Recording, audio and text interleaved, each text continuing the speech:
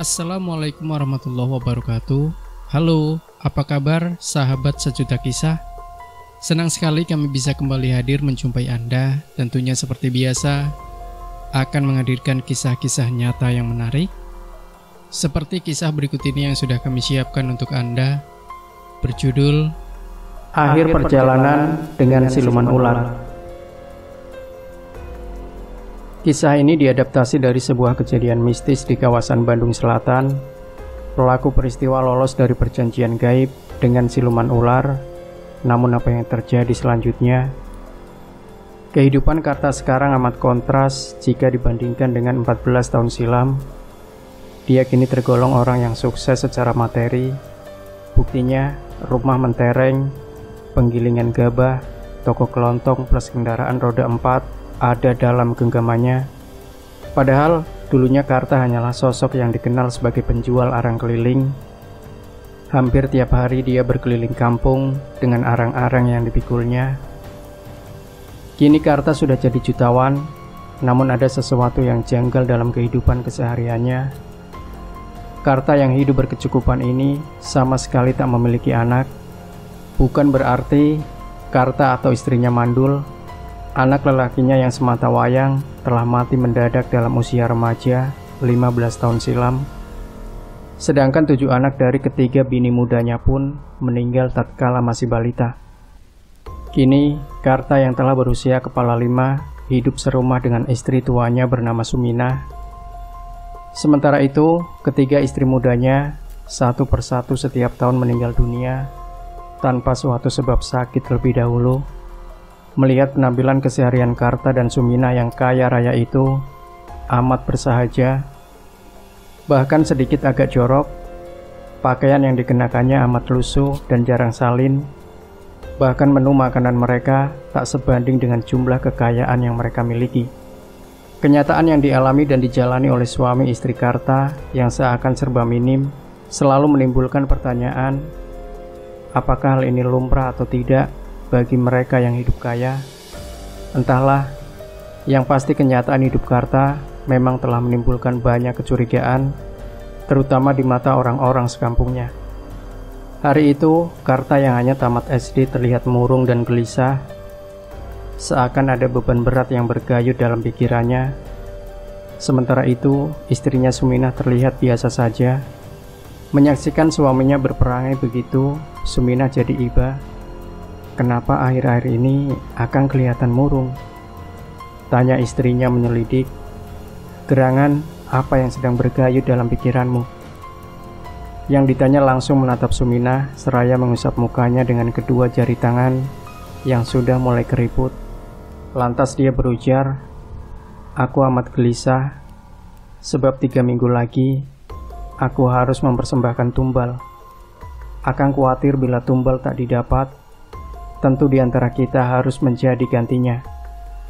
Tahun kemarin aku sudah menyuruh agar Akang kawin lagi. Kalau bini muda Akang peranakannya subur, tentu sangat membantu, sebab anaknya dapat dijadikan wadal. Ya paling tidak seperti 7 bayi yang keluar dari rahim Karti, Sumini, dan Romlah dulu. Kalau waktunya mendesak, istri muda Akang itu yang akan kita persembahkan, papar Suminah. Karta hanya diam membisu, tatap matanya yang kosong memandang lurus ke depan. Apa yang dirisaukan keduanya memang tertuju pada perjanjian yang pernah mereka ikrarkan. Ya, keduanya telah bersekutu dengan siluman ular, lelembut pemberi kekayaan, penghuni hutan Tegal Ageng. Sejak 15 tahun lalu, Karta dan Suminah sesungguhnya telah berkolaborasi dengan setan akibat nafsu dunia terhadap harta dan tak tahan menjalani hidup yang selalu ditempa kemelaratan. Mereka telah menempuh jalan sesat itu. Tentu saja efek dari perbuatan itu sangat besar. Dosa-dosa yang harus dipikul keduanya amat banyak, tak sebanding dengan harta yang dinikmati selama ini. Tambahan pula, perjanjian itu tak dapat disudahi dengan begitu saja. Agaknya hati kecil Karta dan Suminah mulai tergugah. Mereka mulai berangsur menyadari kekeliruan yang telah mereka lakukan selama ini. dosa-dosa itu begitu jelas terbayang di hadapan mereka. Tambahan pula, keduanya kadang dibayangi wajah-wajah orang yang telah diwadalkan, seolah mereka ingin menuntut balas terhadap kebiadaban itu. Mereka pun kian resah ketika menyadari kalau para tetangganya telah mencium perilaku menyimpang yang telah mereka lakukan. Dugaan itu benar adanya.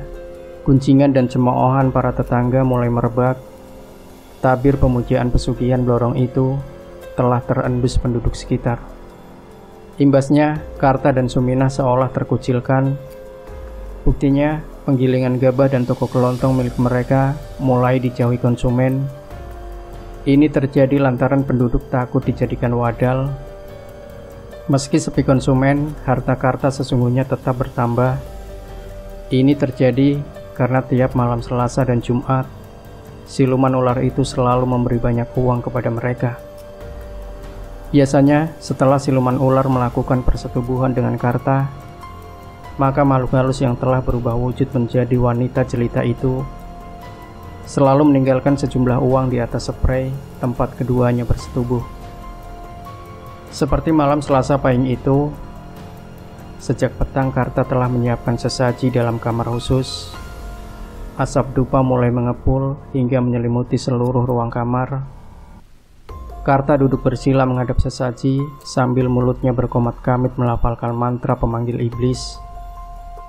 Cukup lama Karta bersemedi, peluhnya mulai membanjiri dan tubuh Karta seolah meliuk-liuk mengikuti irama mantra yang dia gumamkan. Sekira pukul 23.30 waktu Indonesia Barat, tubuh Karta beringsut ke atas pembaringan. Sementara itu, suasana alam di luar rumahnya kian mencekam. Suara kepak sayap kelelawar bagai membuka tabir akan datangnya makhluk dari alam lain. Gonggongan anjing dari kejauhan bunyinya seolah jelas berada dekat telinga Karta. Semilir angin pun kian bertambah kencang, menjadikan suasana menakutkan. Pantas bila dalam suasana seperti itu, penduduk sekitar emoh berada di luar rumah. Bunyi satwa liar seolah menyerbu rumah Karta. Ditambah angin kencang tertuju ke rumah pemuja pesugihan ini. Dari arah belakang rumah Karta, sekonyong-konyong menyeruak seekor ular yang lumayan besarnya. Ular ini tubuhnya menggelosor menuju pintu depan rumah. Anehnya, pintu itu langsung terbuka dan tertutup rapat kembali dengan sendirinya. Lalu ular itu menerobos masuk ke kamar yang sedang ditempati Karta untuk melakukan ritual. Karta yang sejak tadi menunggu siluman ular itu langsung menyambut kedatangannya.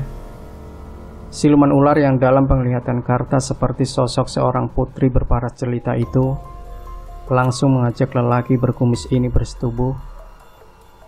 Permainan terlarang yang dilakukan oleh kedua jenis makhluk berlainan alam itu berlangsung penuh gelora. Hingga pukul 3 waktu Indonesia Barat dini hari, mereka meliuk dalam tarian setan. Tubuh Karta pun jadi loyo sebab tenaganya terkuras. Akibatnya dia terkulai tanpa sehelai benang yang menutup auratnya. Sedangkan di sisi tubuhnya terdapat setumpuk uang. Harus kau ingat Karta, 3 minggu lagi kau harus menyiapkan tumbal untuk kujadikan budak di kerajaanku. Bila tidak, maka kau atau istrimu yang akan kuambil sebagai penggantinya. Demikian pesan dedemit itu, dengan diakhiri tawanya yang nyaring hingga menggema ke seluruh sudut kamar. Ya, hamba akan berusaha, Ndoro Putri, jawab Karta singkat dengan sikap tubuh, seolah sedang mengaturkan sembah sujud kepada raja. Bagus, itu artinya saat bulan purnama mendatang, kau akan menyiapkan tumbal itu. Sekarang, aku akan pergi, kata iblis penghuni alas itu sambil menyisakan bau amis yang menyengat. Saat itu pula, pintu ruang tamu ada yang mengetuk. Siapa tamu itu? Dia adalah Setiadi, kawan karib Karta sewaktu kecil. Mereka berpisah lebih dari 20 tahun lantaran Setiadi dan keluarganya ikut transmigrasi ke Lampung. Mereka pun bercengkerama tentang pengalamannya selama ini. Namun ada pengalaman pribadi Karta yang tak dibukakannya, terutama perihal asal-usul kekayaan yang dimiliki Karta. Tapi lantaran Setiadi cukup berpengalaman dalam masalah gaib, akhirnya pembicaraan Setiadi mulai menggelitik tabir rahasia yang ditutup-tutupi Karta. "Kang Karta, maaf, sepertinya Akang sedang dirundung bingung. Apa yang Akang risaukan? Padahal hidup berkecukupan," ungkap Setiadi. Yang ditanya tersentak dari lamunannya. Pertanyaan sohibnya itu seakan menusuk relung hati Karta hingga membuatnya bertambah sedih. Namun lantaran Setiadi telah Karta anggap saudara kandung, akhirnya Karta membuka rahasia pribadinya. "Secara lahiriah hidupku berkecukupan, tapi secara batiniah saya amat menderita." Aku Karta tanpa bisa melanjutkan kalimatnya. Tenggorokannya seolah tersedak akibat memendam penyesalan mendalam. "Jangan kau risaukan perihal tak punya keturunan. Tuhan telah memberimu kesehatan dan kebahagiaan," potong Setiadi. "Bukan masalah keturunan yang aku cemaskan, tapi masalah asal-usul harta yang kuperoleh selama ini. Aku harap kamu dapat menyimpan aib besar ini," ujar Karta sambil kedua tangannya menyeka kedua matanya yang tak terasa menitikan butiran air bening. "Maksud Akang?" tanya Setiadi bingung dan tak mengerti. "Begini, aku selama ini memuja pesugihan Blorong. Aku telah menyekutukan Tuhan. Mengingat usiaku semakin tua, ingin aku insaf untuk menjalani hidup baru. Biar sisa hidupku akan kujalani dengan bertaubat kepada Gusti Allah," tutur Karta sambil lagi-lagi mengusap air matanya. Allah Maha Pengampun, meski agak sulit untuk melepaskan perjanjian-perjanjian dengan iblis, namun atas izin Allah, bila kita mau berusaha, tentu akan dapat jalan keluarnya. Aku punya kenalan paranormal, dia bernama Ustadz Jailani, tinggal di Tasikmalaya. Bila Akang setuju, malam Jumat mendatang, beliau akan kuundang, jelas Setiadi. Karta merasa sedikit lega mendengar tawaran sahabatnya ini. Sudah barang tentu dia pun menyetujuinya. Singkat cerita, Ustadz Jailani datang ke rumah Karta yang megah. Karta pun dengan detail membeberkan perihal kekeliruannya selama ini dengan disaksikan Suminah dan Setiadi. Lelaki berbaju koko dan berpeci hitam itu menatap Karta dalam-dalam. Dia lantas berkata, "Kamu berdua masih beruntung. Allah telah memberi rahmat dan hidayah bagi hambanya agar tidak berada dalam kesesatan selamanya." Lantas, lelaki yang jenggotnya telah memutih ini menyarankan Karta untuk segera membangun rumah baru di kampung seberang. Rumah itu selanjutnya harus bisa ditempati keluarga Karta sebelum perjanjian dengan dedemit siluman ular. Petunjuk itu pun dilaksanakan Karta. Akhirnya secara maraton, rumah sederhana itu selesai pengerjaannya. Sesuai anjuran Ustadz Jailani, malam Selasa Kliwon, Karta dan Suminah menempati rumah baru yang hanya berpagar anyaman bambu itu. Maksud Ustadz Jailani menyuruh Karta membangun rumah baru dan menempatinya, tak lain dan tak bukan adalah untuk mengelabui siluman ular. Saat pengambilan tumbal itu pun akhirnya tiba. Malam itu, alam seolah telah mengetahui akan adanya huru-hara di kampung halaman Karta. Angin berhembus teramat kencang, ranting pepohonan beradu satu sama lainnya, menyuarakan simfoni keseraman. Kepak sayap kelelawar berputar-putar seolah mengusung kekejaman, sedang suara lolongan anjing melengking bagai jerit kematian. Bulan dan bintang seakan enggan menampakkan diri. Mereka bersembunyi di balik awan hitam, seperti tak sudi menyaksikan peristiwa yang akan terjadi. Para penduduk pun merasa lebih aman bila berada dalam rumah. Praktis kampung itu seperti desa mati. Langkah selanjutnya, Ustadz Jailani dan Setiadi menempati rumah Karta yang lama. Setiadi berada di kamar tengah, sedangkan Ustadz menempati kamar yang biasa digunakan ritual oleh Karta.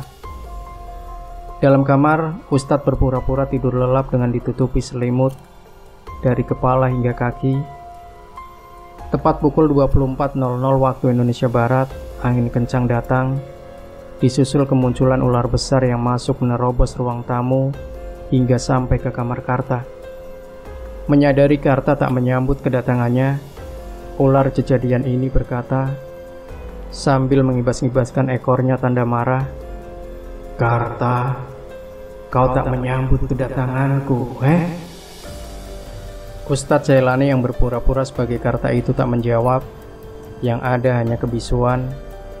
Melihat gelagat ini, secepat kilat ekor ular ini menyingkap selimut. "Berdebah kau Karta, kau telah mengelabuiku. Rasakan nanti akibatnya." Pekik sang ular begitu melihat kalau ternyata sosok di balik selimut itu bukanlah Karta. Tubuh ular itu berkelojotan seperti menahan sakit. Melihat kesempatan ini, Ustadz Jailani terus menggerakkan tasbih sambil membaca ayat-ayat suci. Ternyata Allah mengabulkan doanya. Cahaya kemerahan mirip bola lampu turun dari angkasa dan persis jatuh di atas bubungan rumah Karta. Apa yang terjadi? Rumah Karta yang lama itu terbakar. Ustadz Jailani dan Setiadi bergegas keluar, sedangkan siluman itu tak dapat menyelamatkan diri karena areal rumah itu telah dibakari secara gaib. Di tengah kobaran api, terdengar jerit kesakitan dari ular siluman yang terbakar. Tiba saatnya iblis laknat itu menerima hukuman akibat perbuatannya. Allahu Akbar, ungkap Ustadz Jailani yang tak pernah henti memutar tasbihnya. Akhirnya tubuh ular yang besarnya seperti pohon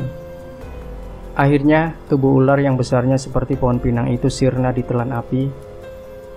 Sejak kejadian itu, Karta dan istrinya menempati rumah sederhana. Seluruh usaha mereka pun bangkrut. Akhirnya mereka hidup sangat sederhana. Karena merasa trauma berat terhadap peristiwa itu, menyebabkan Karta menderita penyakit jantung koroner dan Suminah mengalami sakit tuberkulosis alias TBC. Sangat menyedihkan akhir nasib keduanya. Namun sebelum ajal merenggut mereka, keduanya kini masih berkesempatan untuk beribadat kepada Allah Subhanahu wa Ta'ala. Semoga Allah mengampuni dosa-dosa yang telah mereka perbuat. Demikian sahabat sejuta kisah, sebuah kisah yang menarik dan mudah-mudahan kita bisa mengambil pelajaran dari kisah ini. Jangan lupa berikan komentar Anda, like, share video ini, subscribe channel Sejuta Kisah, dan kembali nantikan kisah-kisah nyata terbaru dari kami setiap harinya. Sampai jumpa. Wassalamualaikum warahmatullahi wabarakatuh.